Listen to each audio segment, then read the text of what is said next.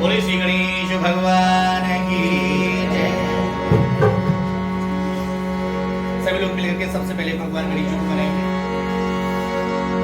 श्री वक्रतुंड महाकाय सूर्य कोटि समप्रभा निर्विघ्नं कुरु मे देव सर्वकार्येषु।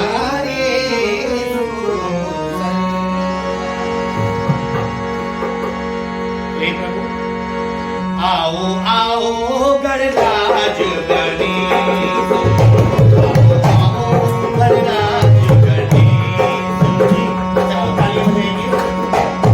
मोरे अंगना पधारो श्री गणेश, मोरे अंगना पधारो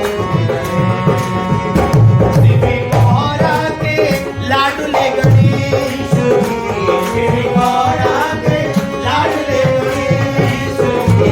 आओ आओ गणराज गणेश, मोरे अंगना पधारो श्री गणेश जी।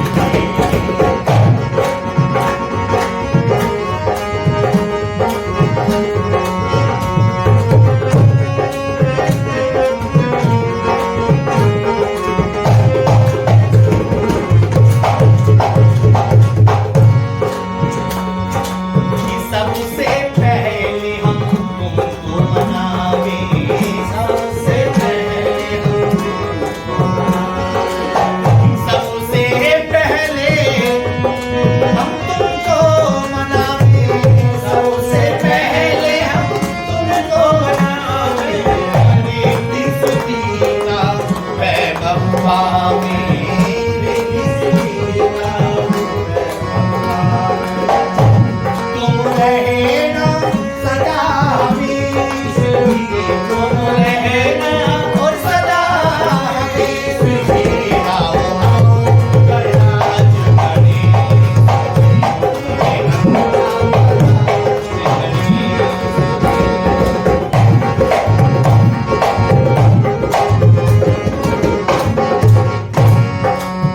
जय जय जय गणराज तुम्हारी, जय जय जय गणराज तुम्हारी। कृपा करो जाऊं मैं बलिहारी, कृपा करो मैं जाऊं बलिहारी। तुम काटो सकल कलेश, तुम काटो सकल कलेश। आओ आओ गणराज गणेश, मोरे अंगना पधारो श्री गणेश, मोरे अंगना पधारो श्री गणेश। पधारो मोरे अंगना, पधारो मोरे अंगना, पधारो मोरे अंगना। आओ आओ गणराज गणेश जी, मोरे अंगना पधारो श्री गणेश, मोरे अंगना पधारो श्री गणेश। बोलो श्री गणेश भगवान की जय। आइए अब सभी लोग सत्यनारायण भगवान जी की कथा का श्रवण करेंगे।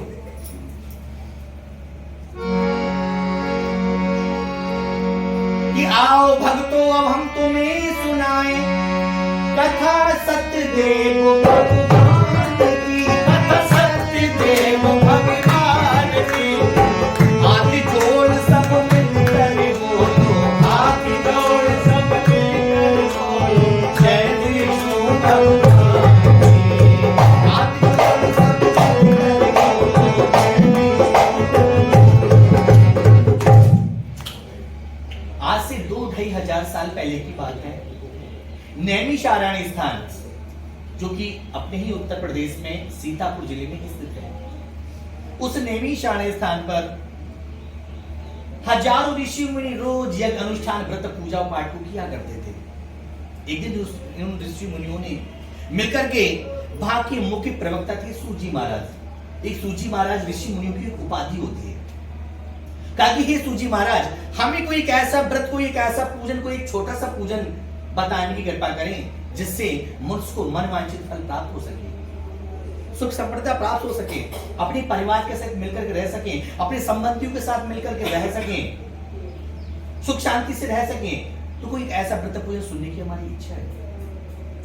सूजी महाराज बोले, हे ऋषि मुनियों, तुमने बहुत अच्छी बात पूछी है, तो सुनो। यही प्रश्न नारद मुनि ने कई हजार साल पहले विष्णु भगवान जी से पूछा था। ये प्रभु, मानव कल्याण के लिए, मानव जाति में सुख समृद्धि लाने के लिए, हे प्रभु, हमें कोई ऐसा पूजन, सूक्ष्म पूजन बताइएगा जिससे हमें मनवांछित फल प्राप्त हो सके। तो सूजी महाराज बता रहे कि ऋषि मुनि सुनो, एक समय घूमते फिरते हुए श्री स्वर्गीय तपस्वी ब्रह्मचारी, श्री स्वर्गीय तपस्वी ब्रह्मचारी इस पृथ्वी लोक में आप पहुंचे, इस पृथ्वी लोक में आप पहुंचे, श्री ब्रह्मा को तुम्हें आधारे, श्री ब्रह्मा को तुम्हें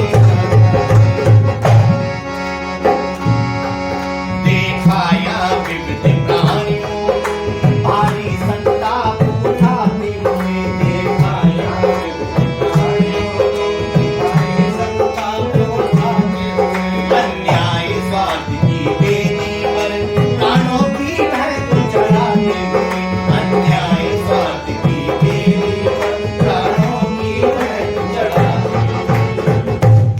आकर के नारद मुनि ने क्या देखा? नारद जी ने पृथ्वी लोक में आकर के क्या देखा? कोई प्राणी किसी प्रकार से दुखी हो रहा है, कोई किसी से, कोई रोग से पीड़ित है। ज्यादातर परिवारों में पति पत्नी, पिता पुत्र, भाई भाई, इतना सारा कलेश और दुख फैला हुआ है।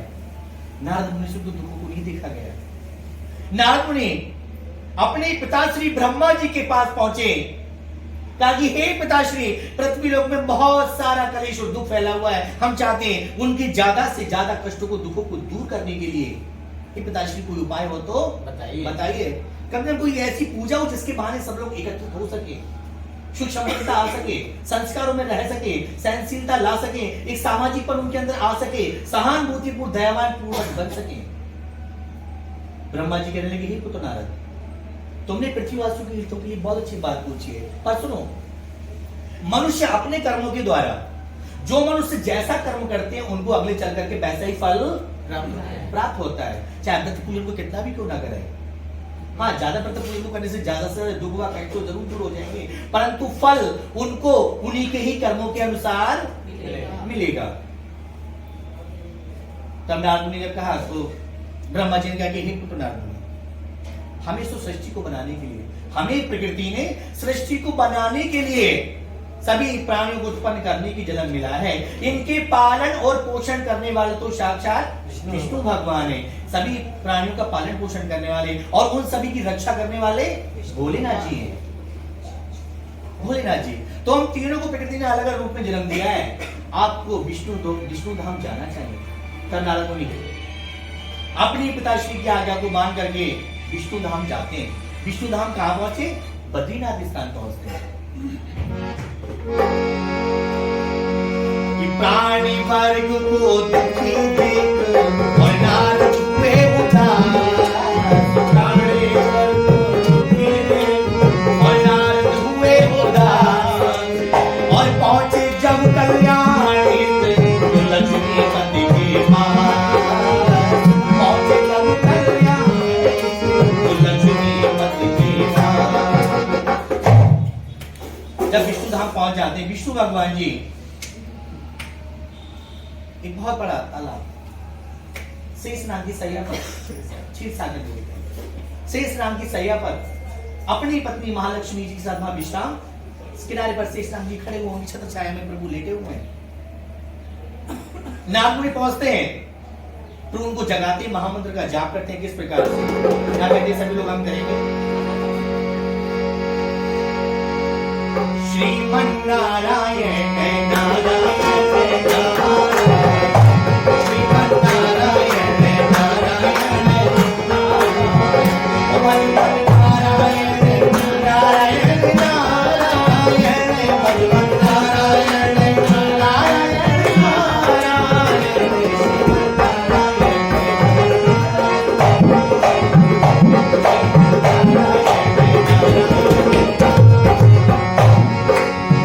श्री राधे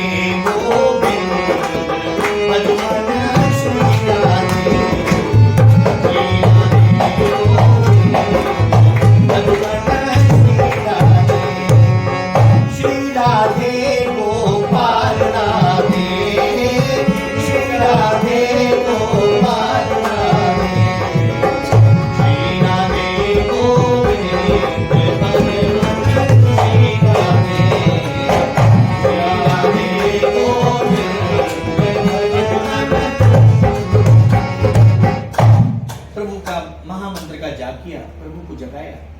प्रभु उठते हैं, कहते हैं हूं नारद, आज कैसे आ गए? नारद कहते कि हे प्रभु, पृथ्वी वासियों के दुखों को देख करके हम आए। हे प्रभु, हम चाहते हैं उनके ज्यादा से ज्यादा कष्टों को, दुखों को दूर करने के लिए हे प्रभु कोई उपाय बताइए। पृथ्वी लोग में बहुत सारा कलेश और दुख फैला हुआ है। विष्णु भगवान जी ने भी कहा कि हे नारद, मनुष्य अपने कर्मों के अनुसार अपने फलों को करते हैं, जो जैसा करते हैं उनको आगे चल करके वैसा ही फल मिलता है। नारद कहते हैं हे प्रभु, कभी कभी अच्छे लोगों को भी बुरा फल मिल जाता है। तो प्रभु ने कहा कि हे नारद, हम उनके लिए एक ऐसा उपाय बतलाएंगे जिससे हर लगे ना फिटकरी रंग भी चौका हो जाए, जिसको करने से मनुष्य को मनवांछित फलों की प्राप्ति होगी। नारद कहते हैं प्रभु, कैसा उपाय बताने की कृपा करें। भगवान कहते कि हे नारद, पहले ये देखो, पृथ्वीलोक में सबसे ज्यादा व्रत पूजा पाठ कहां होती है? नारद का हे प्रभु, सारी पृथ्वी में व्रत पूजा पाठ होती है। पहले समय में कोई ईसाई नहीं था, कोई मुसलमान नहीं था, कोई सरदार नहीं थे, सारा सत्य सनातन धर्म था, अखंड भारत की पूरी दुनिया था। तो जब नारद ने कहा कि हे प्रभु, एक नीचे चल करके एक स्थान है नैमिषारण्य स्थान में, वहां चलना चाहिए। ये किस समय की बात है? सत्युग के समय की बात है, आज से कई हजार साल पहले। तो जब नारद ने कहा कि हे प्रभु, एक नीचे चल करके एक स्थान है नैमिषारण्य स्थान में, वहां चलना चाहिए। तो नारद मुनि, विष्णु भगवान जी दोनों उस नैमिषारण्य बद्रीनाथ से चल करके कहां आते हैं? नैमिषारण्य सीतापुर जिले में आए। हजारों ऋषि मुनि जो रोज यज्ञ अनुष्ठान व्रत पूजा पाठ को किया करते थे, उन सबके बीच उपस्थित हुए। सभी ऋषि मुनि ने सुंदर आसन सजाया, प्रभु को बैठाला गया। बैठाने के बाद तब सभी ऋषि मुनि ने पूछा कि हे प्रभु, मानव कल्याण के लिए कोई सुख समृद्धि, कुछ शांति देने वाला, हे प्रभु कोई सूक्ष्म पूजन बताइएगा। तो भगवान कहते कि हे ऋषि मुनि सुनो, कि कर पूजन भोग लगा करके पंचामृत आदि प्रसादों को, पंचामृत आदि प्रसादों को दे बाट प्रेम से सबके लिए, दे बाट प्रेम से सबके लिए, हर धाजो विभिन्न प्रसादों, दे बाट प्रेम से सबके लिए, हर धाजो विभिन्न प्रसादों। कि हे ऋषि मुनियों, जो कोई मनुष्य सत्य व्रत कथा का पालन करेंगे, विष्णु भगवान जी ने क्या समझाया कि हे ऋषि मुनियों, जो कोई मनुष्य सत्य व्रत कथा का पालन करेंगे। सत्य व्रत कथा का मतलब हुआ कि सत्य के रास्तों पर चलने के हमारे नियम, हमारे आचरण, नैतिकता पर चलने के हमारे नियम, ईमानदारी से किसी चीज का पालन करना, सत्यता की ओर चलना, अपने परिवार के प्रति संवेदनाएं रखना, सहानुभूतिपूर्ण दयावान बनना, संस्कारों में रहना, ये सब सत्य व्रत पूजन हुआ। ये नहीं कि हमने भगवान जी को फल मिठान भोग लगाया, सब कुछ छोड़ दिया करके ऐसे करके पूजा करी, ऐसे नहीं। सत्यव्रत कथा को अपने अंदर धारण करना, यानी सत्य का पालन करना ही सत्यव्रत कथा है। ये सुन करके सभी ऋषि मुनि बड़े प्रसन्न हुए और सभी ऋषि मुनि ने वहां पर गाय पलती थी, गाय का दूध मंगाया, शक्कर मिलाकर के पंचामृत तैयार किया गया, आटा रखा था उसको भून लिया, शक्कर मिलाई, प्रसाद को तैयार कर लिया गया और सभी ऋषि मुनि सभी ने मिलकर उस प्रसाद को बांटा और बांट करके भगवान के भजन कीर्तन किए, सारे दिन भगवान की भक्ति का समय व्यतीत किया और सभी लोग ऋषि मुनि सुन करके ये सब बड़े प्रसन्न हुए और प्रसन्न होकर के जो जन विधान के करते हैं, जो जन विधान के करते हैं, फल पाते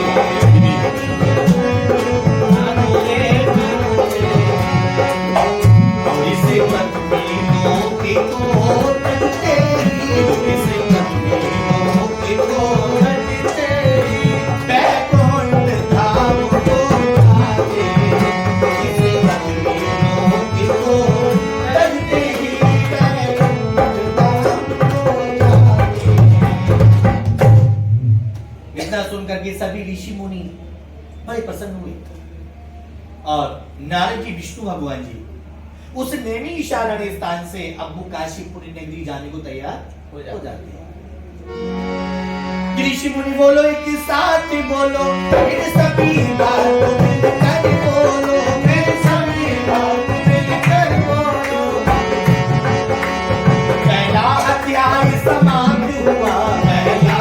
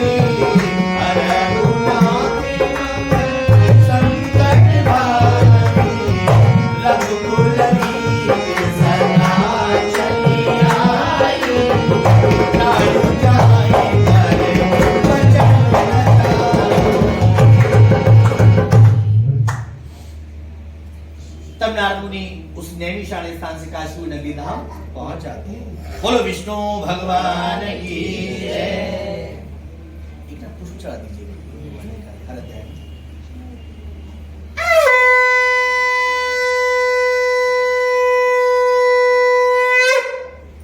बोलिए सत्यदेव भगवान की जय।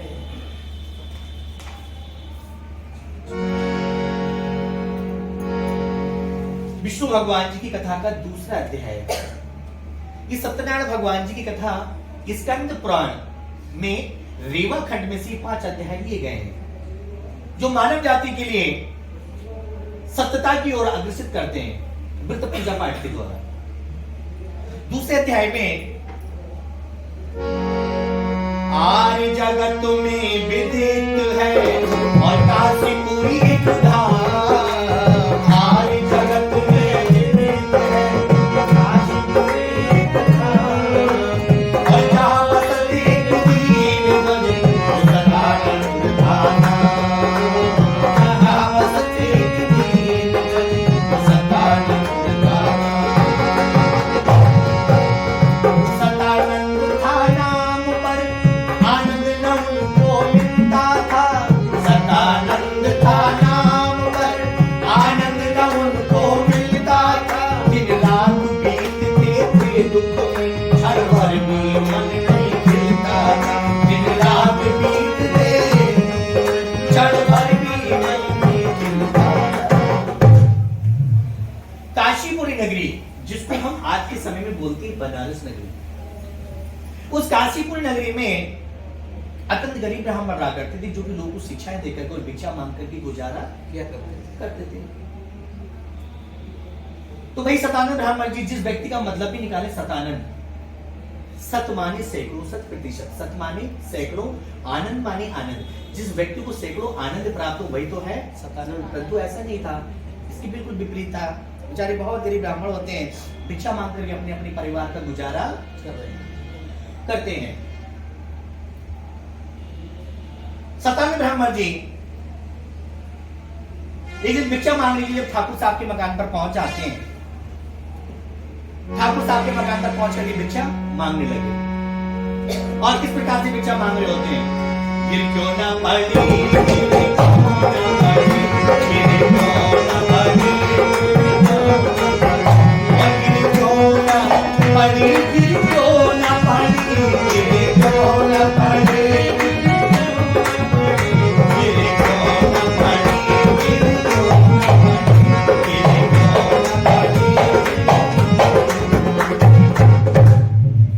एक रोज भिक्षा मांग रहे थे ठाकुर साहब के मकान पर पहुंच करके।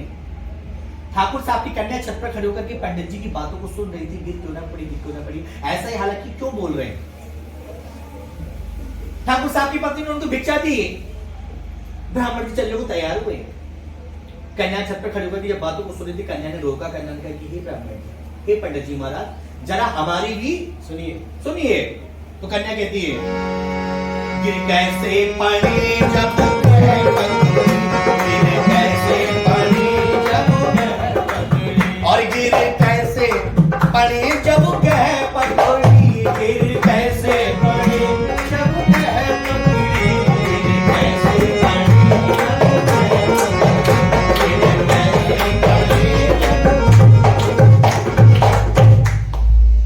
जब कन्या ने इतना जवाब दिया, गिर कैसे पड़ी जब गह पकड़ी। पंडित जी महाराज ने कहा कि कन्या क्या तुम हमारी बातों का मजाक उड़ा रही हो? कन्या ने कहा नहीं पंडित जी महाराज, मैंने तो आपके प्रश्न का उत्तर दिया है। आप बताइए, आप पहले ऐसा क्यों कह रहे थे गिर क्यों ना पड़ी, गिर क्यों ना पड़ी? क्या चीज है गिर क्यों ना पड़ी? ब्राह्मण जी कहने लगे, हे कन्या, हम तो ये कह रहे थे कि हे ऊपर वाले, देने वाले किसी को गरीबी ना दे, देने वाले किसी को गरीबी ना दे, मौत दे दे परंतु बदनसीबी ना दे। तो हे ब्रह्मा जी, जिस कलम को पकड़ करके तुम मेरे भाग्य को लिख रहे थे कि मैं अगले जन्म में जा करके या अगले चल करके इतना गरीब बनूंगा, तो मैं कलम तुम्हारे हाथ में से छूट करके क्यों ना पड़ी, गिर क्यों ना पड़ी? तो कन्या कहने लगी, हे पंडित जी महाराज, हम तो वही कहते गिर कैसे पड़ी जब क्या पकड़ी? ब्रह्मा जी ने अपनी कलम को कस के पकड़ करके तुम्हारे भाग्य को लिखा है। पता है तुमने पिछले जन्मों में या बचपन में कैसे कैसे कर्म किए, उसी कर्मों के अनुसार ब्रह्मा जी ने आपके कर्मों को लिखा है। तो भाई ब्राह्मण जी उस कन्या की प्रशंसा करते हुए आगे के लिए चले जाते हैं। और बड़ी दुखड़ा सुना रहे होते हैं प्रभु को, मन में गा रहे होते हैं कि प्रभु ऐसा कब तक रखोगे। तो कहा गया है जाने कब आएगा और मुझे अपना बनाएगा, मेरे आंसू पोंछ कर मुझे गले लगाएगा। कब आएगा मेरा सावरिया, कब आएगा मेरा सावरिया, कब आएगा मेरा सावरिया, कब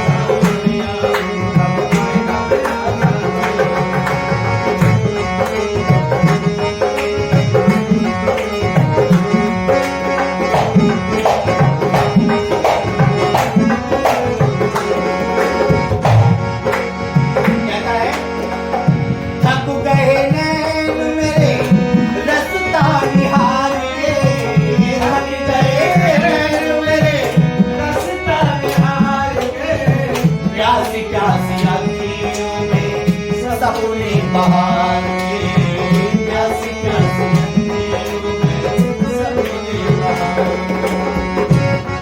जीवन बन जाएगा जब गाना आएगा, जीवन बन जाएगा जब गाना आएगा, मिलना सोच कर मिलना आएगा।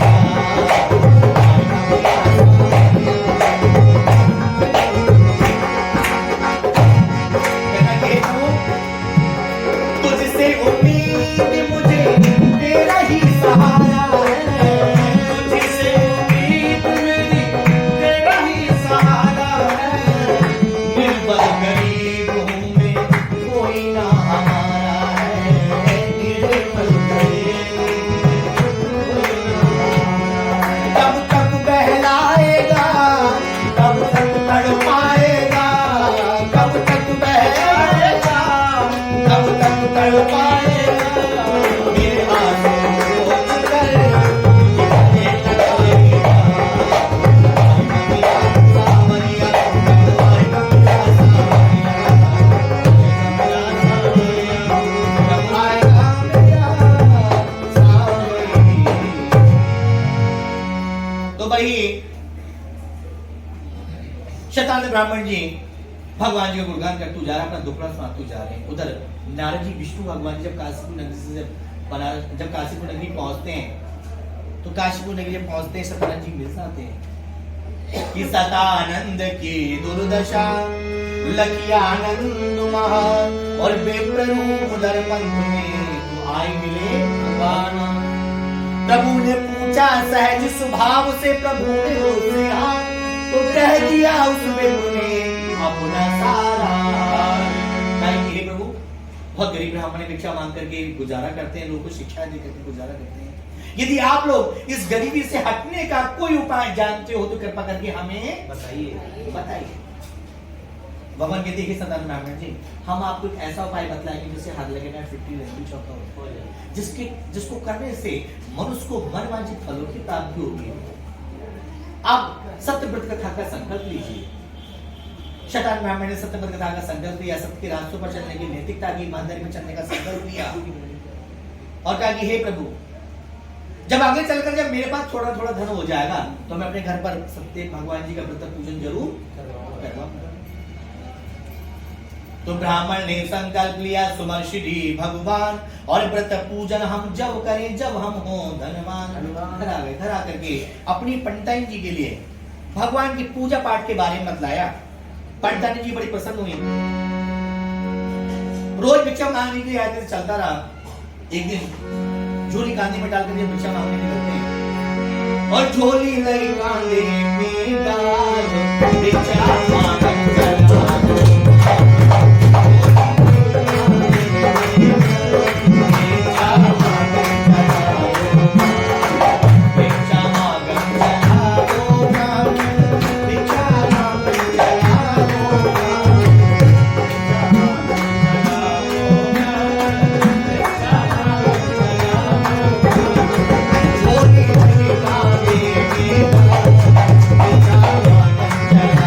Yeah.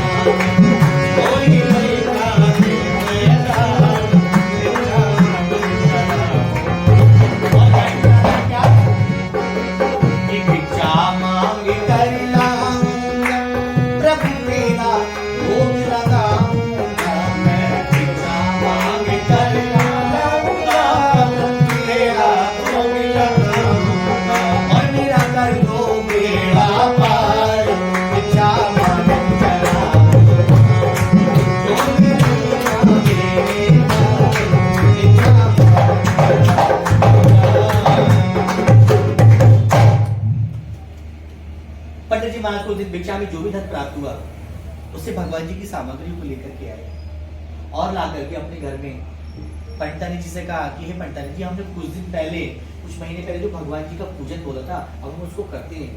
पंडितानी जी का बहुत अच्छी बात है, पूजा करा लो।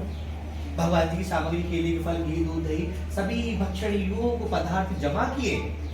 अपने परिवार वालों से, सभी बंधु बांधवों से कहो कि हे सभी लोगों को आज हमारे घर पर आना है, आज हम अपने घर में भगवान का पूजन करेंगे। अब मोहल्ले वाले सोच रहे पता नहीं कैसे पूजन करेंगे, चलो चल के देखते हैं। भगवान जी की चौकी सजाई, केले के पत्ते का मंदिर बनाया, भगवान जी की प्रतिमा को स्थापित किया गया, अन्य प्रकार के सभी मोहन भोग, प्रसाद वगैरह, पंचमत प्रसाद वगैरह इत्यादि अन्य चीजें बनाई, बना करके भगवान जी का पूजन किया। जैसे हमने शुरू में मंत्रोच्चारण के द्वारा भगवान का पूजन किया, इत्यादि वस्तुएं हमने सब लोगों को चढ़ाई भगवान जी के लिए। ये हम लोग क्यों करते हैं? ये करते हैं हम ईश्वर को धन्यवाद देने के लिए कि हे प्रभु, आप हमें खाने को, पीने को, रहने को, घूमने फिरने को सब कुछ देते हो, तो हमारा ये फर्ज बनता है पुरस्कृत करने के रूप में। किस चीज की? हम भगवान जी को पुरस्कृत करते हैं, धन्यवाद देते हैं। प्रभु आप हमें सब कुछ दे रहे हो, तो पूजा पाठ के द्वारा हे प्रभु ये हमारा ये सब कुछ स्वीकार करिएगा। तो सतानंद ब्राह्मण ने भी भगवान जी का पूजन किया और पूजन के बाद प्रसाद को सभी लोगों में बांटा, सब लोग बड़े प्रसन्न हुए। अब जब उनके मन में आता था सतानंद ब्राह्मण जी के, तब वो हर महीने अपने घर में भगवान का पूजन करने बैठ जाते थे। हर पूर्णमासी में जब मन आए भोग लगाए, वही सतानंद एक रोज मोहल्ले पड़ोसी सोचा करते थे पंडित जी महाराज हर महीने भगवान का पूजन करते हैं, हम सबको बुलाते हैं। अच्छा, पंडित जी महाराज पहले के मुकाबले अच्छे खासे धनवान भी होते जा रहे हैं, सुख संपन्नता से भी रह रहे हैं, तो क्यों ना जो पंडित जी महाराज करते हैं वो भी हम आप लोग अपने घर में कराएं। तो मोहल्ले पड़ोसी काशीपुर नगरी के लोग पंडित जी महाराज को अपने घर में बुला के ले जाते थे और उनसे ही अपने घर में भगवान का पूजन करवाते थे। सारी काशीपुर नगरी में पूजा होने लगी। एक रोज की बात है, अपने घर में ऐसे ही भगवान का पूजन कर रहे थे, उनके बचपन का मित्र लकड़हारा, लकड़ी काटने वाला, उनके बचपन का मित्र था, आ जाता है। एक दिवस कर रहा था पूजन, आनंदित होकर के मन में, आनंदित होकर के मन में, उसी समय एक गरीब लकड़हारा, उसी समय लकड़हारा खड़ा हो गया आंगन में, उसी समय एक गरीब लकड़हारा खड़ा हो गया आंगन में, और मैं अपने मुखमंडल से श्रम बिंदु पहुंचता जाता है और श्री सत्यदेव के पूजन को वो लकड़हारा देखता जाता है। लकड़हारा देख रहा है कि घर में क्या पूजा चल रही है, आकर के बैठ गया, पूजा सुनी, बस पूजा पाठ समाप्त हुई, प्रसाद लिया, प्रसाद को लेकर के पूछता है पंडित जी महाराज ये बताओ तुम 2 घंटे से क्या कर रहे थे?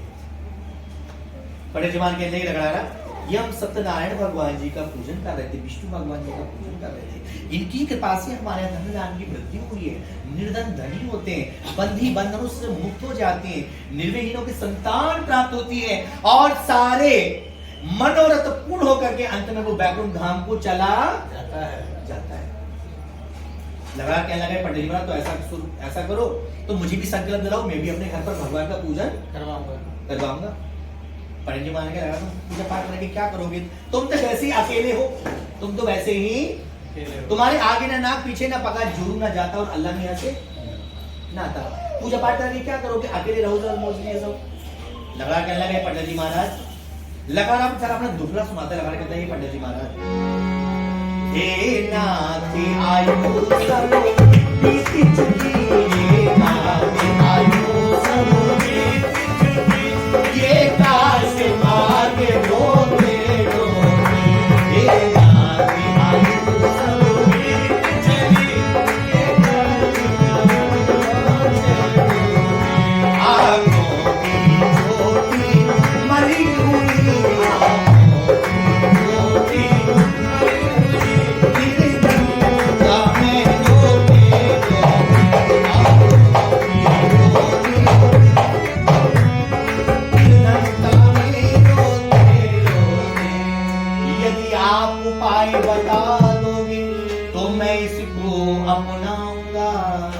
और धरती से लेकर आसमान तक पंडित जी मैं तुम्हारे गुणों को गाऊंगा।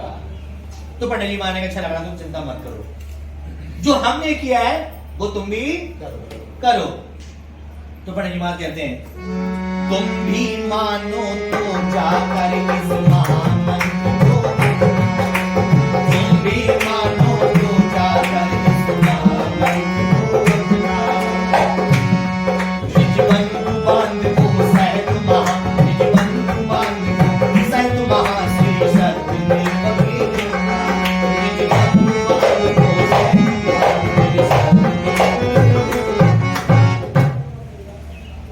तो लगा ने संकल्प ले लिया कि जब मेरे पास कुछ दिन के बाद थोड़ा थोड़ा धन आ जाएगा तो मैं भी अपने घर पर भगवान का पूजन करवाऊंगा। संकल्प लिया, लगड़ा घर तो आ गया। रोज जंगल में लकड़ियां काटने के लिए जाते थे, बेचते थे, चलता रहा। कुछ महीने बाद जब एक दिन बैलगाड़ी घर से ले जाते हैं, भगवान का गुणगान करते जा रहे हैं भाई, लग रहा है किस प्रकार से। और उस मन में विचार किया कि आज लकड़ी बेचने से जो भी धन हमें मिलेगा हम उससे भगवान का पूजन करवाएंगे। और गाती हुई जाता है, लग रहा है किस प्रकार से। जंगल जंगल गाता फिरना, गाता हुआ लकड़हारा, जंगल जंगल गाता फिरना, गाता हुआ लकड़हारा। और प्रभु का नाम सुमरिता जाता, प्रभु का नाम सुमरिता जाता, गाता हुआ लकड़हारा, गाता हुआ लकड़हारा।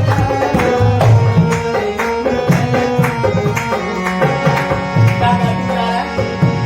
रामा रामा रटते रटते दीदी ने उमारिया, रामा रामा रटते रटते दीदी ने उमारिया। रघुकुल नंदन कभी आओगे, चांदी की नगरिया, रामा रामा रटते रटते। और क्या लग रहा है देखो, लकड़ी बेच कर आऊंगा प्रभु तेरा भोग लगाऊंगा, लकड़ी बेच कर आऊंगा प्रभु तेरा भोग लगाऊंगा, तेरा भोग लगाऊंगा। प्रभु का नाम सुमरता जाता, प्रभु का नाम सुमरता जाता, गाता हुआ लकड़हारा।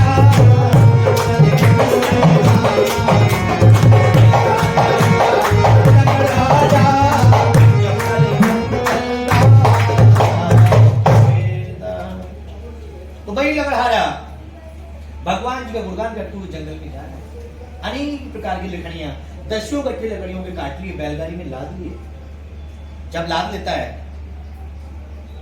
लकड़ियां, जब बाजार में आकर के बेचता है, अच्छे दामों में लकड़ियां बिक जाती हैं।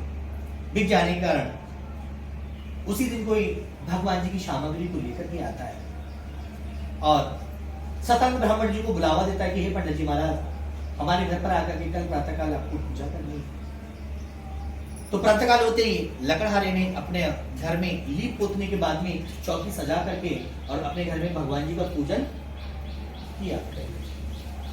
जब भगवान जी का पूजन करता है, वो भी अंत में सारे सुखों को भोग करके वो भी भगवान के आगे स्वर्गधाम वैकुंठ धाम को चला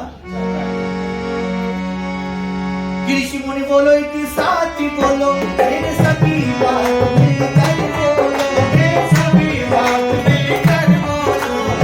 दूसरा अध्याय समाप्त हुआ, दूसरा अध्याय समाप्त हुआ, श्री सत्यदेव की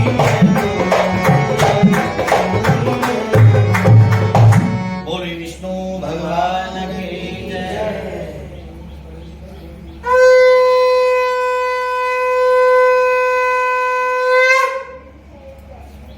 बोली श्री सत्यनारायण भगवान की जय।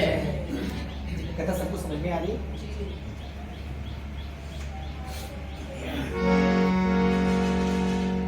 सत्यनारायण भगवान जी की कथा का तीसरा अध्याय। तीसरे अध्याय में एक उल्कामुख नाम के राजा थे। वे उल्कामुख नाम के राजा बड़े ही सत्यवक्ता से जितेंद्रीय कुछ दीर्घ स्थानों पर जाते थे। ये सतयुग के समय की बात चल रही है। सतयुग में क्या नाम था उनका? उल्कामुख नाम। और त्रेता युग में आकर के बने राजा दशरथ जी। उल्कामुख नाम के राजा त्रेता युग में आकर के राजा दशरथ जी होते हैं। प्रभु राम जी के पिता बनने का अवसर था। तो भाई उल्कामुख नाम के राजा एक भद्रशीला नदी के किनारे भगवान का पूजन कर रहे थे। जब भगवान जी का व्रत पूजन कर रहे थे भद्रशीला नदी के किनारे, नदी का क्या नाम था? आज के समय में उस नदी का नाम है सोनभद्रा नदी, जो मध्य प्रदेश राज्य में है। तो जब उस भद्रशीला नदी के किनारे जब वे व्रत पूजा पाठ कर रहे थे, बहुत सारा पंडाल वगैरह गड़ा हुआ था। देखिए कि मंत्री लोग, बहुत सारे नगरवासी व्रत पूजा पाठ कर, बड़ी भीड़ लगी थी।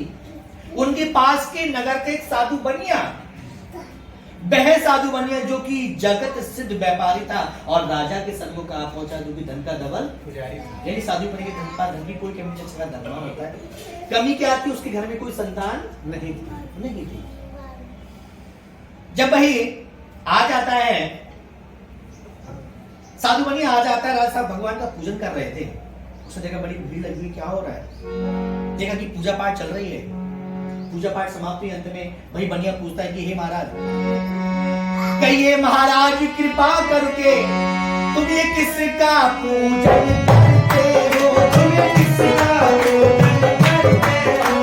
और किसके आनंद में आकर के, किसके आनंद में आकर के आनंद करते करते, किसके आनंद में आकर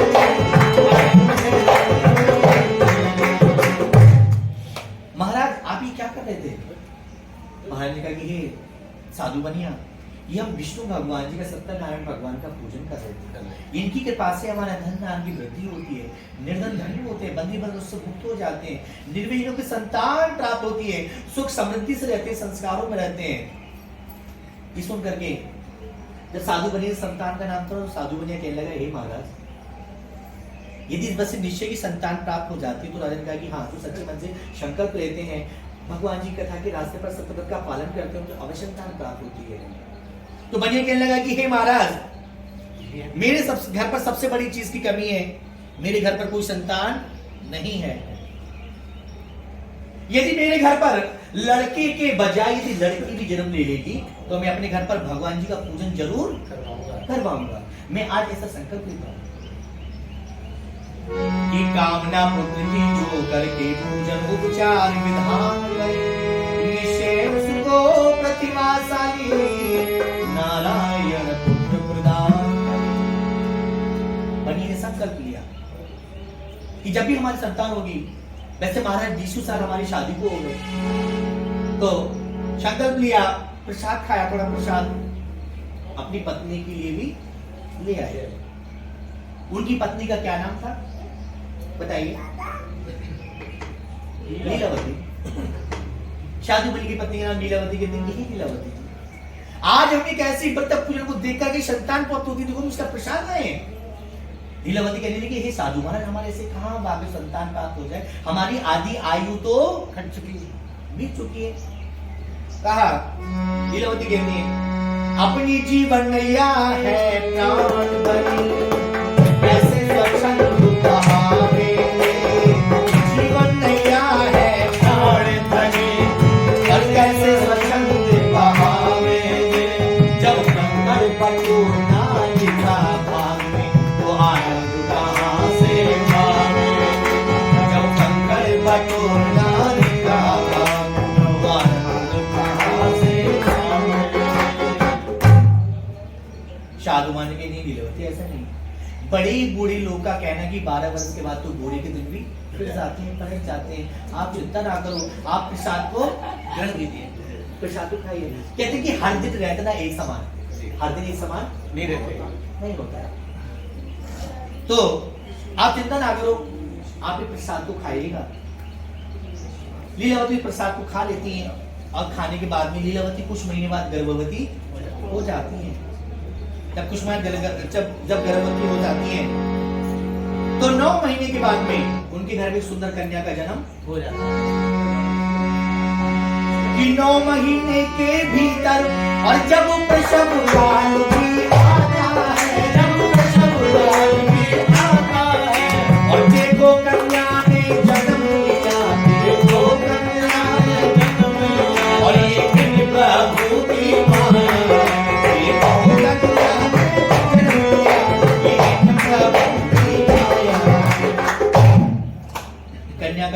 हो जाता है। 11वें दिन कन्या का नामकरण संस्कार हुआ। क्या हुआ? नामकरण संस्कार हुआ। कन्या का नाम कलावती रखा गया। खूब भंडारा किया। साधु महाराज ने क्या करा? खूब भंडारा किया, खूब पैसा खर्च किया, खूब अच्छे होटल में खाना पीना करवाया। परंतु तो जब खूब अच्छा किया, खूब आस-पास के गांव में खूब सबको खाना वाना खिलवाया, दावत कराई। तो जब उन्होंने खूब अच्छा खाना पीना खिलाया, सब लोग बड़े प्रसन्न हुए। अब सब लोग प्रसन्न होने के बाद में परंतु हाँ कुछ दिन बीत गए। कुछ दिन के बाद में लीलावती को याद आई 1 सवा महीने के बाद में कि हे साधु महाराज, अब ऐसा है, देखो 1 सवा महीने हो गए, कन्या का नामकरण सब कुछ हो गया, अब ऐसा है भगवान जी की पूजा करा लो जो आपने पिछले साल बोली थी। साधु महाराज ने कहा लीलावती तुम जानती हो अभी अभी हमने कन्या का नाम का संस्कार किया, कितना भंडारा किया है, कितना पैसा खर्च किया है। ऐसा है जब आगे चलकर जब व्यापार ठीक होगा तब हम भगवान का पूजन करा लेंगे। करा लेंगे, जरूर थोड़ी अभी करा लो। लीलावती बेचारी चुप हो जाती है।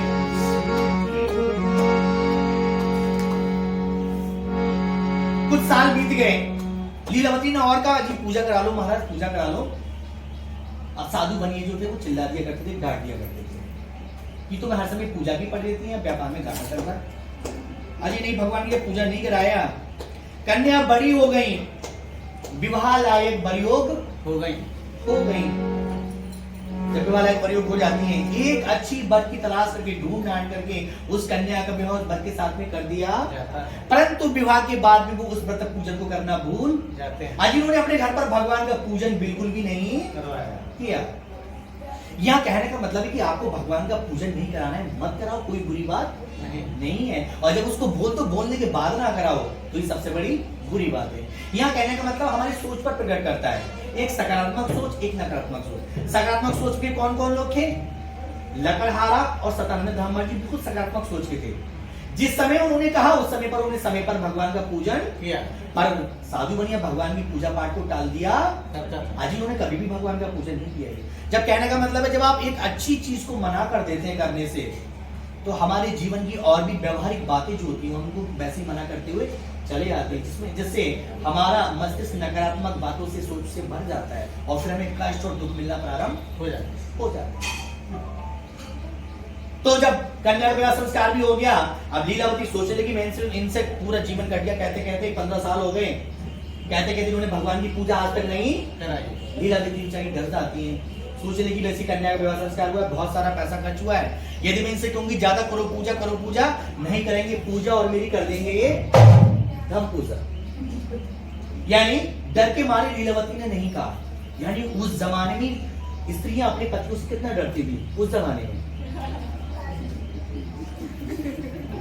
तो लीलावती बेचारी चुप हो जाती हैं। तो जब लीलावती बेचारी चुप हो गई, चुप हो जाने के कारण उन्होंने भगवान के पूजन नहीं किया। हाँ, अकेली कन्या थी, जमाई साहब को घर पर ही रख लिया। दोनों ससुर जमाई दूसरे नगर में जाकर के व्यापार करने के लिए चले जाते हैं। वही दोनों बनिया बेचने लगते हिंग मिर्च और धनिया। व्यापार जब व्यापार शुरू हो जाता है, दोनों ससुर जमाई राजा चंद्रकेतु के नगर में पहुंच करके, रत्नापुर नगरी में पहुंच करके व्यापार करने के लिए चले जाते हैं। बैलगाड़ी में सामान भर करके लेकर नगर नगर भेजते थे और रात्रि में राजा के महल के किनारे आकर के विश्राम करते थे। एक दिन कुछ चोर राजा का धन चुरा करके भाग रहे थे। उन चोर ने घबरा करके धन वहां रख दिया जहां पर रात्रि में ससुर जमाई सो रहे थे। इतने में आए राजदूत और पकड़ बहस को लेते हैं, पकड़ बहस को लेते हैं। बीड़ा दोनों पे बांधी झट, बीड़ा दोनों पे बांधी झट और ससुरे लेते हैं।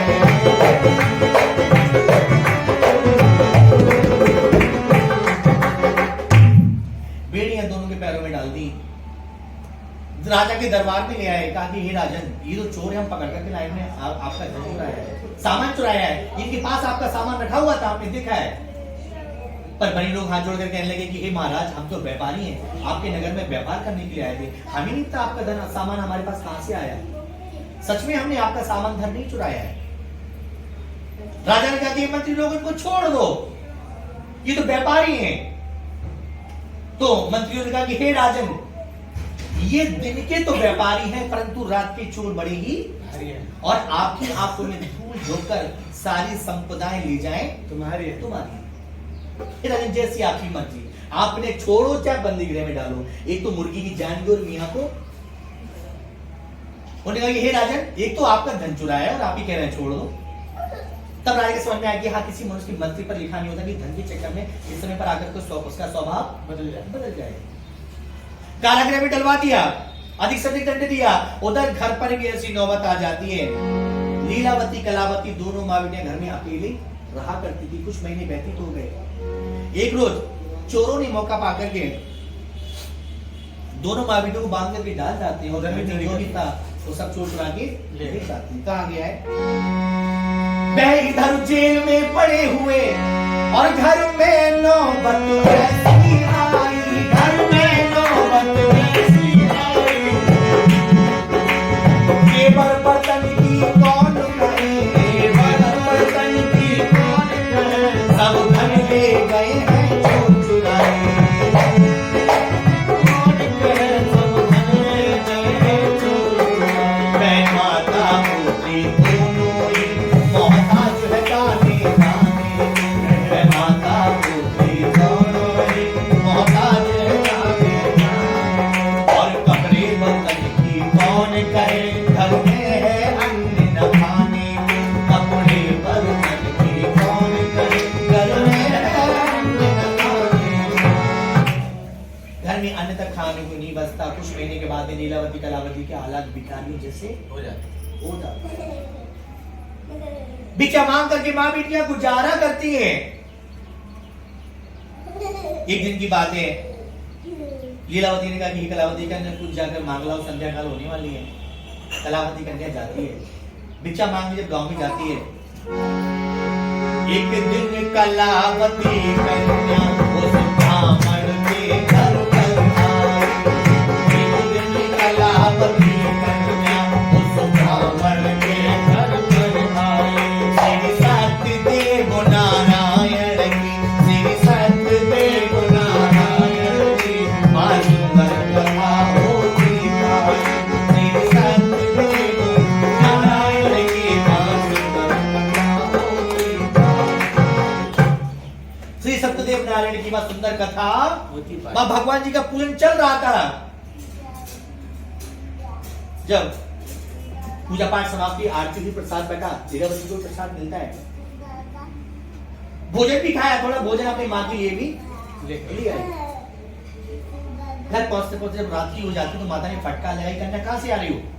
कन्या ने कहा कि हे माता, मैंने आज एक साधु ब्राह्मण के यहाँ भगवान का पूजन देखा है, देखो उसका प्रसाद लाई। जैसी लीलावती को दिखाया पंचामृत और प्रसाद, वैसी माता को आ गई किया।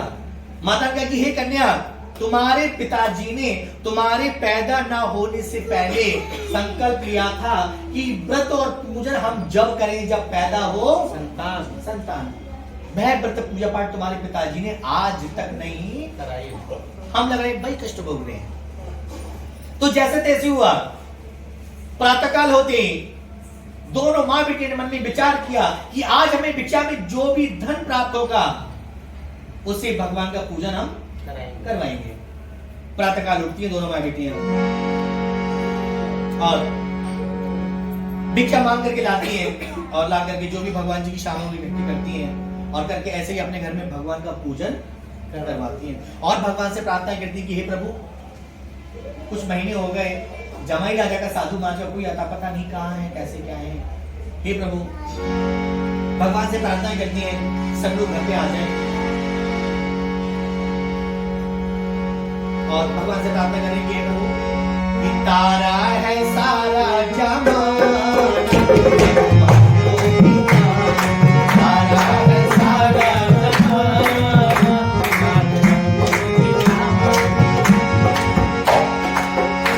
कि हमने सुना है, तुमने सुना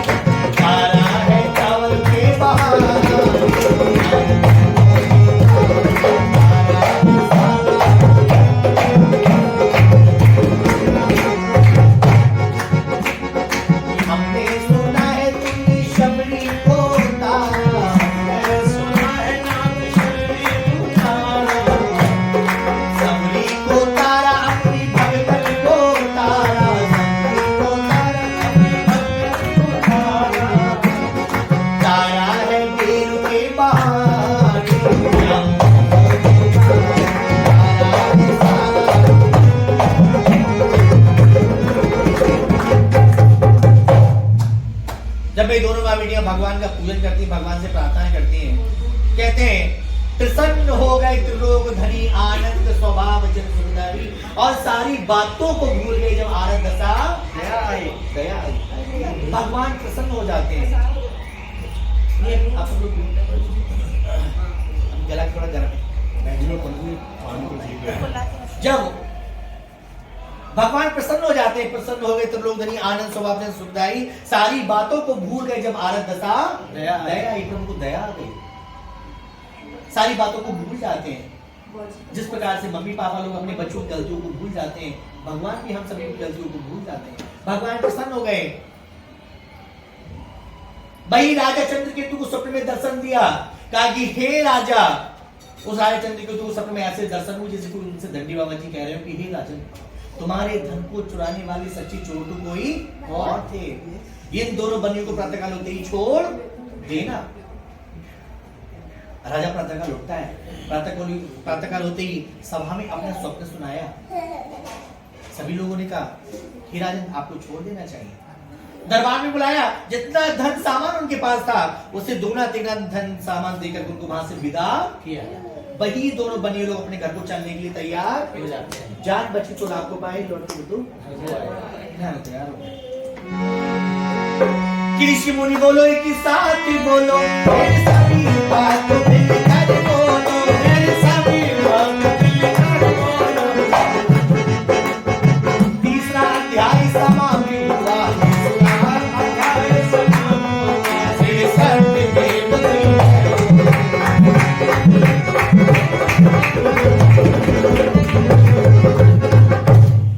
बोलो विष्णु भगवान की जय।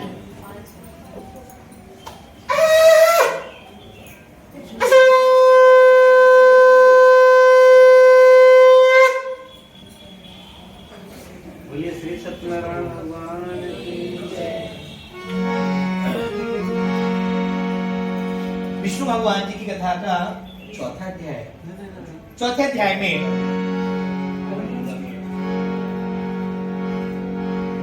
भाई दोनों साधु बनिए जब अपने घर को चलने के लिए तैयार हो गए, यात्रा करते करते 2-4 दिन में नदी के किनारे, उसी भद्रशिला नदी के किनारे आ जाते हैं। जब आ जाते हैं, नाव पर सामान रख दिया, यात्रा प्रारंभ करने ही वाले थे, इतनी देर में दंडी बाबा जी फिर आ जाते हैं उनकी परीक्षा लेने के लिए। आ गए और पूछते हैं कि भगवान बोले हे साधु, क्या भरा तुम्हारी नगमा में, क्या भरा तुम्हारी नगमा में। साधु बोला हे भगवान, साधु बोला हे भगवान, लता पता मेरी नगमा में। साधु बोला हे भगवान, लता पता भगवान ने पूछा हे साधु बनिए तुम्हारी नाम में क्या कुछ दान दक्षिणा हमें दे दो, जो हमारे एक समय का भोजन भी बनिए कहता है कि हे दंडी बाबा क्यों पूछ रहे हो, परीक्षा ले रहे हैं। मेरी नाव में तो घास फूस वगैरह जानवरों की चारा जा रहा है, यदि आपको उसकी जरूरत हो तो ले लो। ले भगवान ने कहा कि तेरा वचन असत्य न हो, असत्य में मेरा अपमान किया।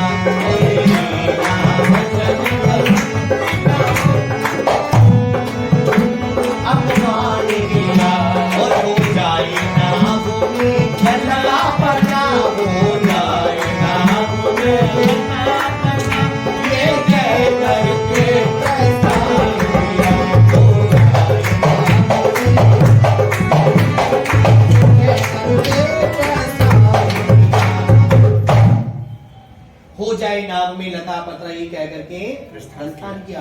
इतना कहकर भगवान कुछ दूरी पर नदी किनारे जाकर के बैठ जाते हैं।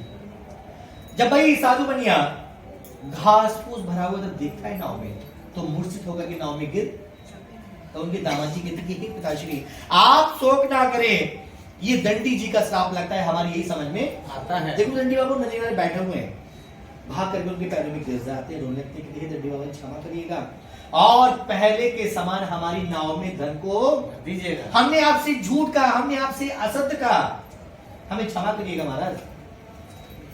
भगवान ने कहा कि हे बनिया सुन, तुमने एक बार संकल्प लिया था कि व्रत पूजन हम जब करें जब पैदा हो संतान। क्या बनिया भूल गए ना जान? अब बनिया सोच रहे ये बात तो मुझे और मेरी पत्नी को पता थी कि जब भी हमारे घर में कोई संतान पैदा होगी भगवान जी का पूजन कराएंगे। राजा साहब ने हमें संकल्प दिलाया। यानी इन दोनों को कहां से मालूम? यानी दाल में कुछ पहुंचे हुए महात्मा है। दाल में कुछ काला यानी कुछ लग रहे हैं, उनके पैरों में गिर जाते हैं, रोने लग जाते हैं। जब उनके पैरों में गिर जाते हैं, रोने लगते हैं, तो उन्होंने कहा ठीक है जाओ, नाव तुम्हारे द्वारा धन से परिपूर्ण, नाव पर दोबारा से आ गए। आ जाने के बाद में वहां से साधु बनिया भगवान जी का गुणगान प्रारंभ करता है। यानी उससे पहले भगवान जी का गुणगान उसने नहीं किया साधु बनिया ने। अब भगवान जी गुणगान करते जा रहे हैं किस प्रकार से? श्री कृष्ण गोविंद हरे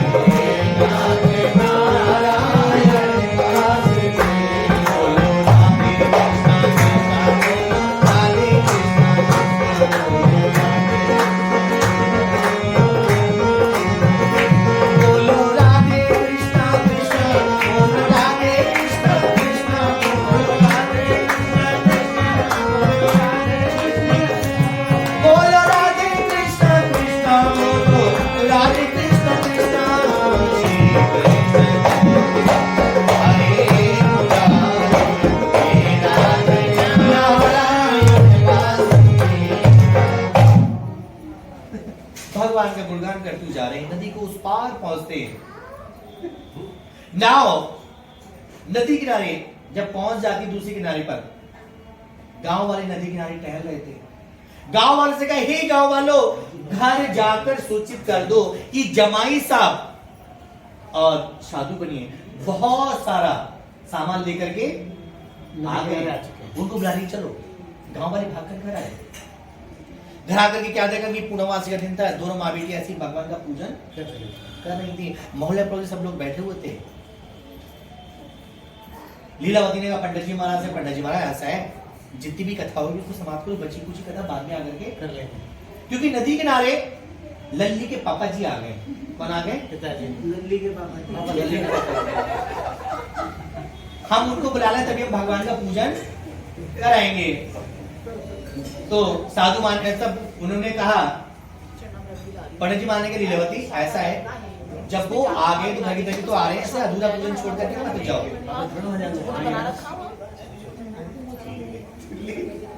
अरे नहीं पंडित जी वैसे बर्बाद हो तुलसी है ना यहाँ पे, तुलसी ले आते हैं, तुलसी डाल दीजिए। हाँ, तुलसी आप डाल दो। तो जब उन्होंने कहा कि नदी किनारे लल्ली के पापा जी आ गए, जब उतना कहा पंडित जी महाराज से कि हम उनको बुला रहे हैं, पंडित जी महाराज ने ऐसा कि थोड़ी देर और रुको, भोग लगा के आरती करके चली जाना। परंतु नहीं भैया, सालों में आ रहे थे कम से कम, जमा ही रहता साधु महाराज। तो जब पंडित जी महाराज ने ऐसे लीलावती ऐसा है जब तक ऐसा तुम चले जाओ, हम जब तक कन्या से भगवान का पूजा पाठ करवाते हैं। जब लीलावती चली आती तो कलावती से भी नहीं रहे मिलता। कलावती भी कहने लगी हे पंडित जी महाराज सुनो जरा, नदी किनारे हमारे भी वो आ गए, नदी किनारे हमारे भी वो आ गए। तो वो का बहाना मिला के वो भी वहां से चली गई। जब लीलावती कलावती गई उधर को तो पंडित जी महाराज भी गए अपने मोहल्ले पड़ोसी सब अपने घर को चले जाते हैं। सारा का सारा सामान सब ऐसे रखा हुआ था। अनेक प्रकार के डीओजी साहब आए, दो चार को और लेके आए। उन्होंने ऐसा प्रसाद खाया सबका सब तहस नहस, भगवान के लेकर मंदिर से उधर फेंके, समझाता प्रसाद खा गए। भगवान की पूजा का घोर अपमान होता है। जैसे लीलावती कलावती नदी किनारे पहुंचती हैं, वैसे ही आता है आंधी और तूफान, नहीं रहता है जमाई का नाम और यानी जमाई राजा तो धन को सामान को उतार रहे थे, ज्यादातर सामान को धन को उतार चुके थे। नदी में अचानक से इतना सारा बाढ़, इतना सारा पानी आ जाता है, जमाई साहब को उतरने का मौका नहीं मिल पाए, देर में नाव जमाई से पानी में डूब जाती है। इस अच्छी कवि ने क्या कहा है कि पल से पल में क्या हो जाए और मानव तेरे शरीर का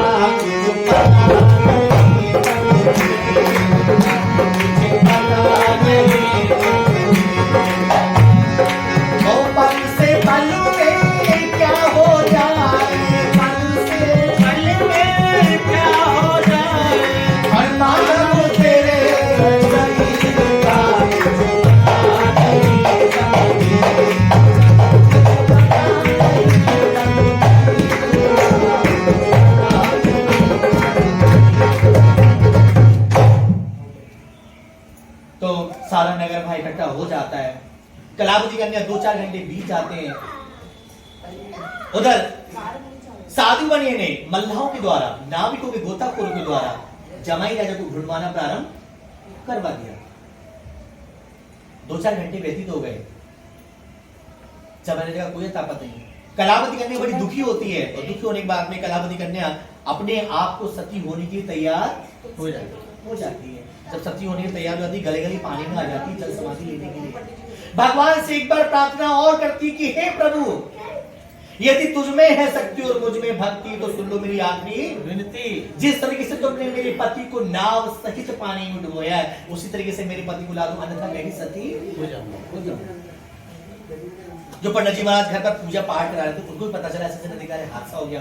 भाग करके बेचारे भूपी आए, उन्होंने कलावती कन्या को रोका, कहा कि कन्या रुको, अगला पैर पानी में मत बढ़ाना, क्योंकि तुमने भगवान का अपमान नहीं, तो भगवान का अपमान करती तभी वो सहन कर लेते। तुमने उनके भक्तों का, तुमने उनके पूजा पाठ का अपमान किया। यदि घर जा करके दोबारा पूजा पाठ को कराओगी तो हो सकता है तुम अपने पति को पाओगे। कलावती कन्या भाग करके घर आती है। घर आकर के दोबारा उसने साफ सफाई की, भगवान की पूजा पाठ की तैयारी ही कर रही थी और भगवान से प्रार्थना करती किस प्रकार से कि तुम ही हो माता पिता, तुम ही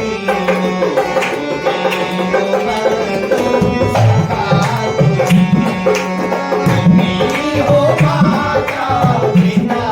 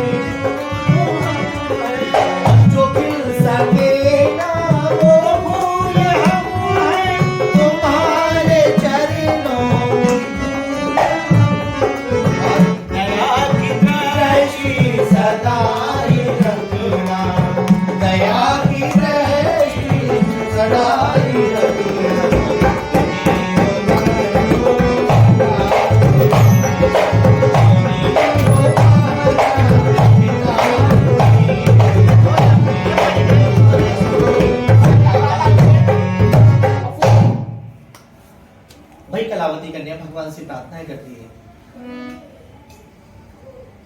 भगवान प्रसन्न हो जाते हैं। प्रसन्न हो गए, त्रिलोक धनी आनंद स्वभाव जन सुखदाई, सारी बातों को फिर दया आ जाती है प्रभु को।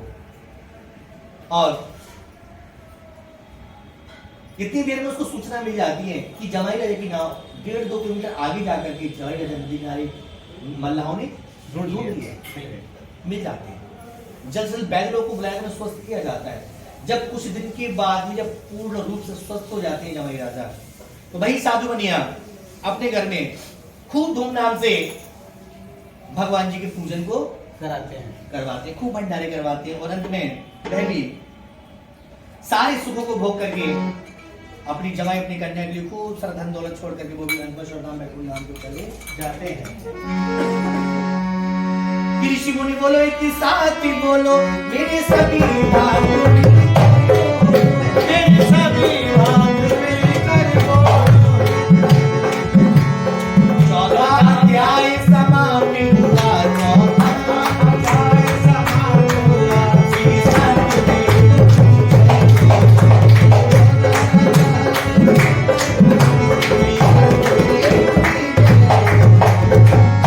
बोलो विष्णु भगवान।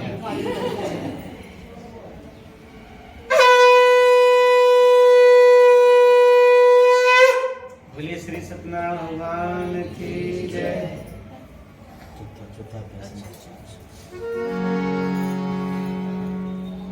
विष्णु भगवान जी की कथा का 5वां और अंतिम अध्याय है। इस अध्याय में भगवान जी के प्रसाद का महत्व लिया गया है। यानी वही नैमिषारण्य स्थान पर इस समय सूजी महाराज जी के द्वारा कथा सुन रहे हैं जी, वही हजारों ऋषि मुनि। तो ऋषि मुनि कहते हैं सूजी महाराज हमें ये बताइएगा कि किसने भगवान जी के प्रसाद को त्यागा जिसको दुख मिला। सूजी महाराज बता रहे हैं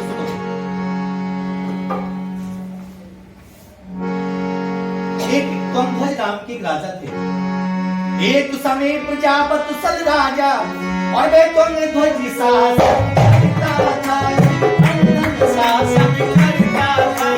न्यायमूर्ति में बंसाली, न्यायमूर्ति में बंसाली, सब कष्ट प्रजा के हरता है।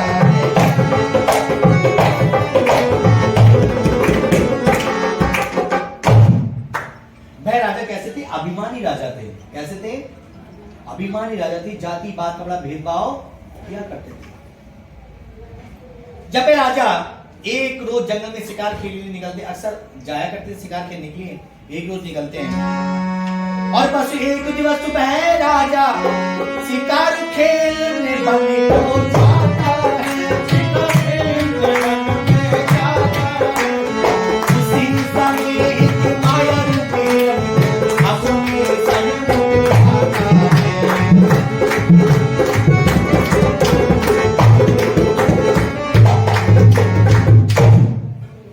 एक हिरन क्या शिकार करने लगता है और वह राजा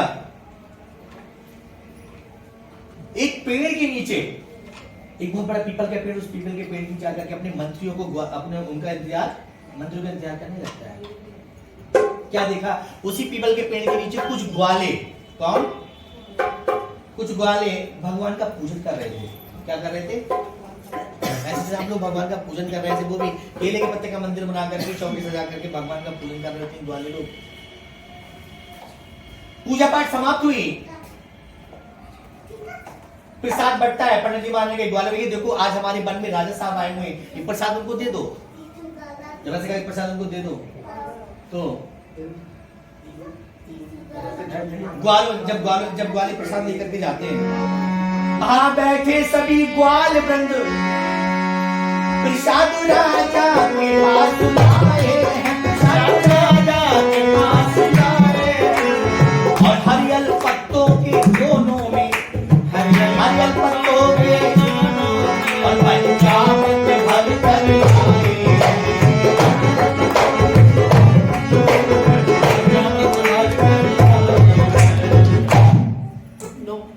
ग्वालों ने कहा कि हे महाराज आज हमने भगवान का पूजन किया, ये उसका प्रसाद है। अब राजा को गुस्सा है। राजा कहने लगा पता नहीं किसकी जाति लोग कहां खा जाए, मुझे प्रसाद दे दो, भागो यहाँ से। डांट फटकार लगा दी। अब जाति बात की भावना उनके मन में घेर कर जाती है राजा साहब की। उन्होंने प्रसाद को नहीं लिया, प्रसाद को छोड़ दिया, त्याग दिया और भला बुरा कहा। जब भला बुरा कहते हैं ग्वालों के लिए, ग्वाले बेचारे वहां से आ गए। जब राजा भी अपने मंत्रियों के साथ में, मंत्री भी कितने में इकट्ठे हो जाते, सब लोग इकट्ठे होकर घर आ गए। घर आकर के राजा ने क्या देखा कि उनके राज्य पर दूसरे राज्य के राजा जितने 2-4 घंटे शिकार खेलने के लिए आए, उसी बीच आक्रमण करके चले जाते हैं, जिसमें उनके राज्य की बहुत सारी क्षति होती है, बहुत धन संपदा का नुकसान होता है। कई सारे पुत्र उनके मूर्छित घायल हो जाते हैं। तो जब राजा ने जब ऐसा देखा, बड़े बहुत दुख हुआ, परेशान हुए, मन में विचार किया कि आज हमने ग्वालों का भी अपमान किया, ब्राह्मण जी का अपमान किया और भगवान जी के प्रसाद का भी अपमान किया, हमें दोबारा वहां जाना चाहिए। जब अपने मंत्री के साथ जब आते हैं, आकर के उन ग्वालों के पास जो भी प्रसाद बचता है उसको लेते हैं, खाते हैं, और खाने के बाद में जब अपने लॉर्ड नगर को आते हैं तब उनका कुछ दिनों में सब कुछ ठीक ठाक सामान्य हो जाता है। तो वह भी भगवान के चमत्कार को देखकर के अपने महल में भगवान के पूजन को करवाने लग जाते हैं, और वो भी अंत में सारे सुखों को भोग करके अंत में स्वर्गराज धाम को चले जाते हैं। तो ऋषि मुनि कहते कि हे सूत जी महाराज, हमें और बतलाइए, सतयुग के समय में जिन जिन लोगों ने भगवान जी के व्रत पूजा पाठ को किया, उनके अगले जन्म की कथा को सुनाइएगा कि वो अगले जन्मों में कौन हुए। तब वो बताते हैं, था सतानंद अति श्रेष्ठ विप्रो, जिसने सत्य का ध्यान लगाया था, वापर में वही सुदामा बना, वापर में वही सुदामा बना, और श्री कृष्ण की कहलाया था, वापर में वही सुदामा बना, सतानंद नाम के ब्राह्मण जी द्वापर युग में जाकर के सुदामा जी हुए।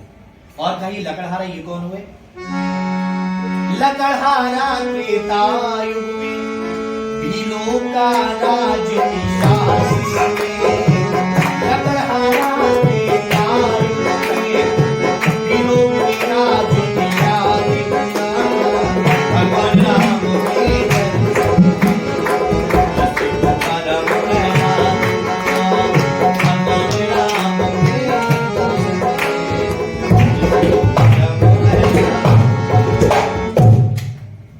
लकड़हारा ये त्रेता युग में जाकर के भीलों के राजा निषाद राज्य होते हैं। और कहा उल्कामुख नाम के राजा ये कौन हुए? तो बताते हैं, उल्कामुख राजा दशरथ बनकर, उल्कामुख राजा दशरथ बनकर, और श्री राम नाम के नाते सत्यदेव बिनत कल जासे,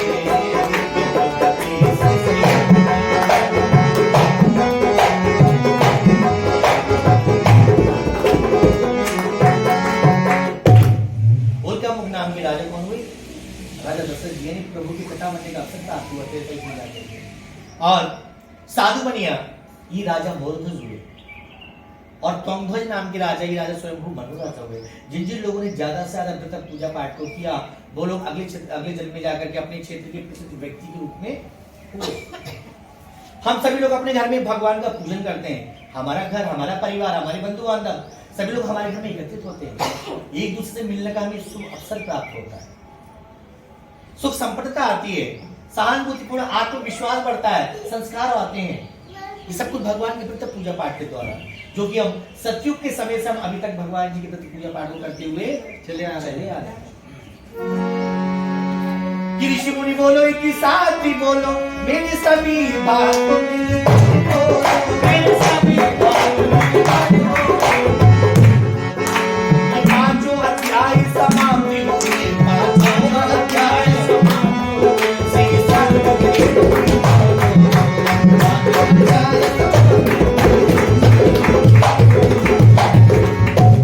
बोले विष्णु भगवान की जय।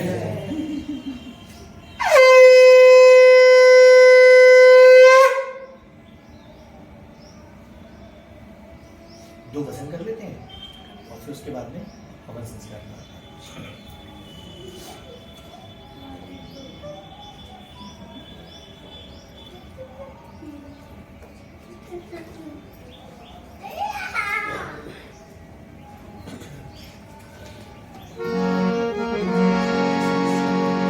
बोली बाकी बिहारी लाल की जय।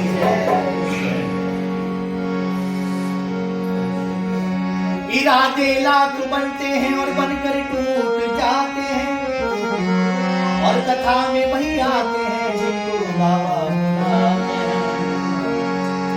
सब लोग मिलकर गाएंगे।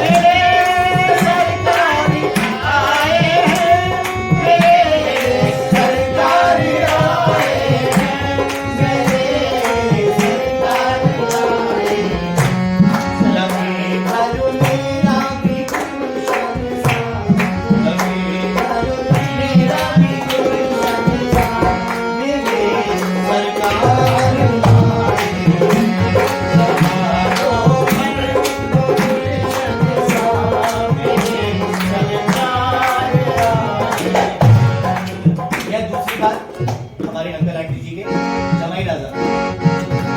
सजा दो घर को गुलशन सा, मेरे दामाद आए। सजा दो घर को मेरे दामाद आए। और हमारे अंकल जी कुछ अरदास करा दो। और कह रहे हैं पधारो इनके चरणों को, बहाकर प्रेम की गंगा। पधारो इनके चरणों को, बहाकर प्रेम की गंगा। बहाकर प्रेम की गंगा। हमारे अंकल जी श्रीमान देवेंद्र कुमार जी, देवेंद्र सिंह जी 100 रुपए की अरदास भगवान जी के दरबार में दान कर रहे हैं। और ऐसी परिवार में सुख शांति बनी रहे, खूब मांगलिक कार्य होते रहे। तो अरदास करेंगे प्रभु। पधारो इनके चरणों को, बहाकर प्रेम की गंगा। पधारो इनके चरणों को, बहाकर प्रेम की गंगा।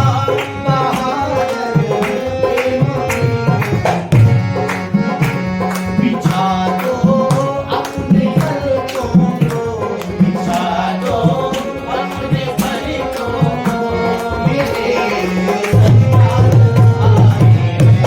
बिछा दो अपने पलकों को, मेरे सरकार आए। सजा दो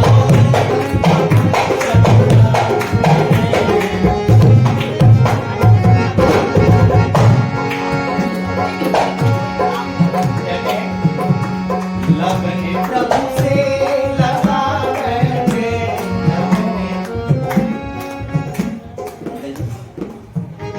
professor Kuhad, professor Kuhad, professor Kuhad.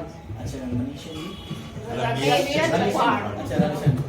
और ये हमारे अंकल जी रमेशन कुहाड़, कुहाड़, हाँ रमेशन जी कुहाड़ की 100 रुपए की अरदास अपनी सुखवाई में से भगवान के दरबार में दान कर रहे हैं। और दान कर रहे हैं। भगवान स्वस्थ रखे। और कहते हैं लगने प्रभु से लगा बैठे, लगने प्रभु से लगा बैठे। और जो होगा देखा जाएगा, लगा बैठे। जो होगा देखा जाएगा।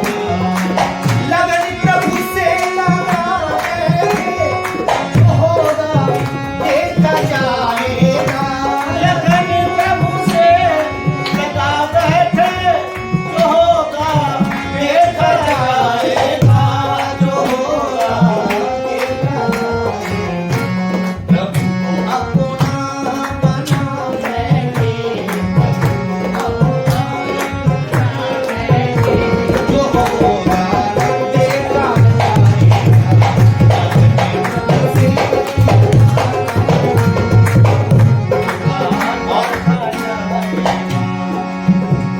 उमड़ आई मेरी आंखें देख कर अपने बाबा को।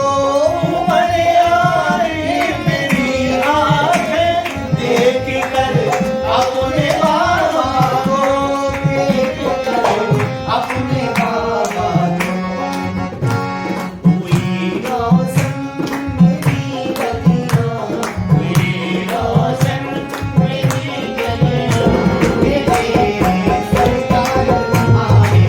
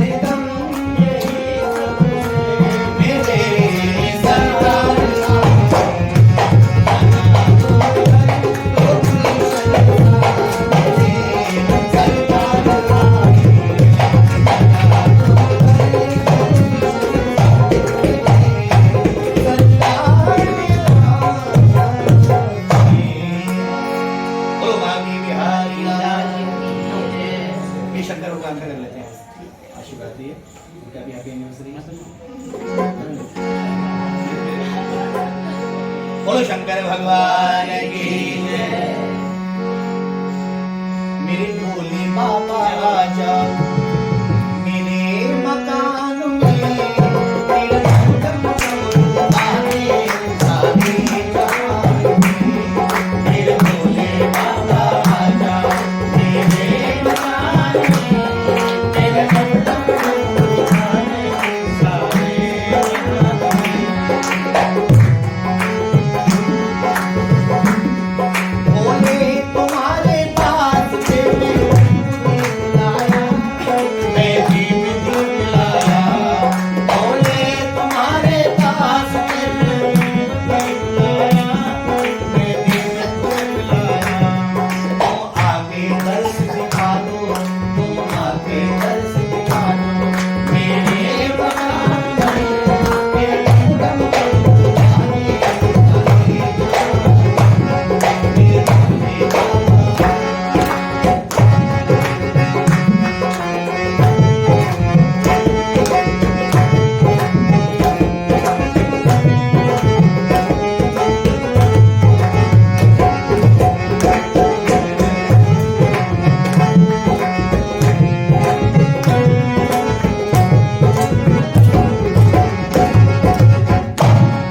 भोले तुम्हारे पास से मैं गंगा जल लाया, मैं गंगा जल लाया। भोले तुम्हारे पास से मैं गंगा जल लाया, मैं गंगा जल लाया। तुम प्रेम से छींटा लगा लो, तुम प्रेम से छींटे नहा लो मेरे मकान में, मेरे दम आगे आगे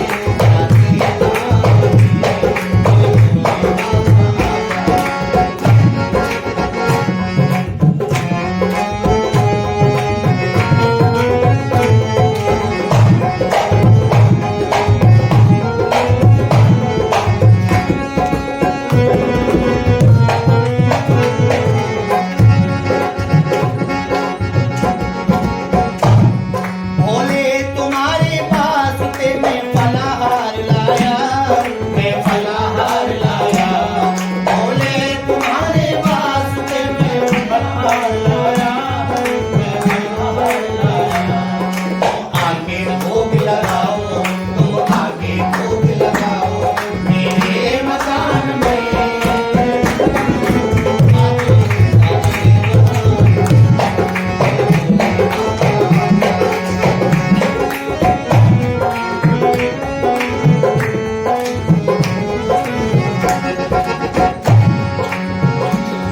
भोले तुम्हारे पास से मैं बागंबर लाया, मैं बागंबर लाया।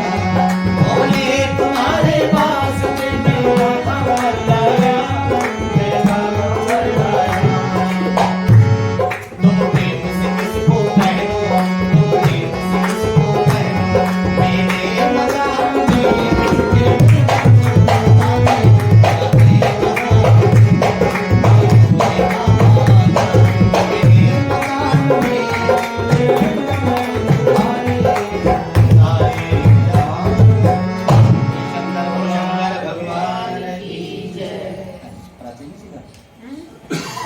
संस्कार करते हैं। पहले ये वो ना चन्ना मत लेना।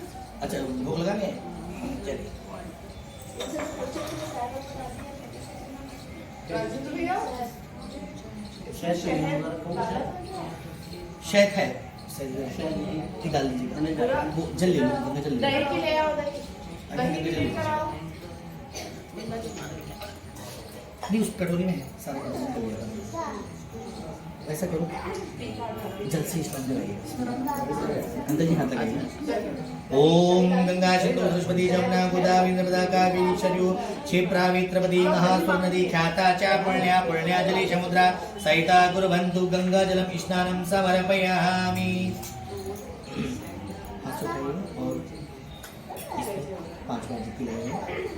ओम नाभ्या आसीदन्तरिक्षशीर्ष्णोदो क्षमवर्धता पदभ्यां भूमिर्दिशां श्रोतां दधाम लोकाम अग्लपयनाम चन्द्रमां मनसोः जातक्षुः सूर्यो अजायत प्राणाश्मुखाद अग्निरजायत मधु स्नानं समर्पयामि नमः दुग्धं समर्पयामि नमः दधि समर्पयामि पंचामृत स्नानं समर्पयामि ओम शांतकारं भुजगशयनं पद्मनाभं सुरेशं विश्वधारं गगनसदृशं मेघवर्णं तुभंगं लक्ष्मीकान्तं कमलनयनं यो विद्यानकं वन्दे विश्वलोकैकनाथं।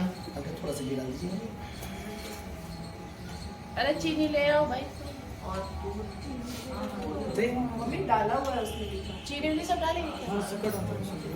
दही भी डाला हुआ है। दही भी डाला हुआ बताया। और डाल दो चम्मच और डाल दो।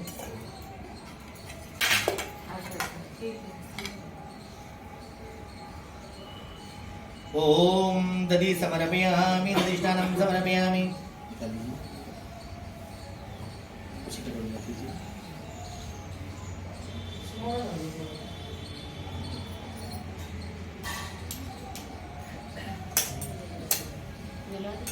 जल हाँ जल से स्टार्ट कराइए फिर दोबारा। ओम गंगे जामनाथि गोदावरी नर्मदा जलाचमनीयं सनदशिगुरो जल स्नानं समर्पयामि पुनः आचमनीयं पुनः अर्घं समर्पयामि। गंगा सिंधु सरस्वती च यमुना गोदावरी नर्मदा कावेरी सरयू महेंद्र तनया चरमंडवती वेदिका क्षिप्रावित्रवती महासुर नदी ख्यातचाय गंडकी पुण्या सुल्या जले समुद्र सहिता कुर्वन्तु भो मंगलम्।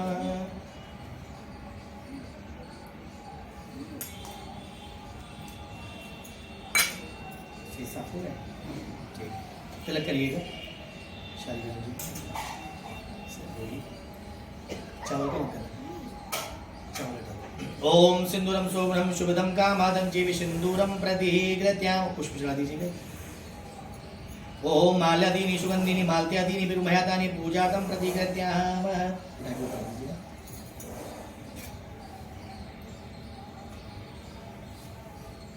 ठीक है। इसे थोड़ा आगे कर दीजिएगा सर। ये थाली यहाँ से हटा के हवन को इधर रखेंगे उधर रखेंगे। नहीं रखेंगे। ईट लानी पड़ेगी ना। अच्छा करना पड़ेगा थोड़ा सा। ईट लानी पड़ेगी। थाली लानी पड़ेगी। ईट मंगा लो। मक्खन ले आओ। अरे 2 ईंट ले आना। ईंट। दो ईंट ले लो। इधर एक कटोरी मंगवा रही कटोरी कटोरी मंगवाओ। खाली कटोरी। ये ऐसे करोगी ये रही कटोरी। कटोरी इनको हम भिजवा दें अभी नहीं।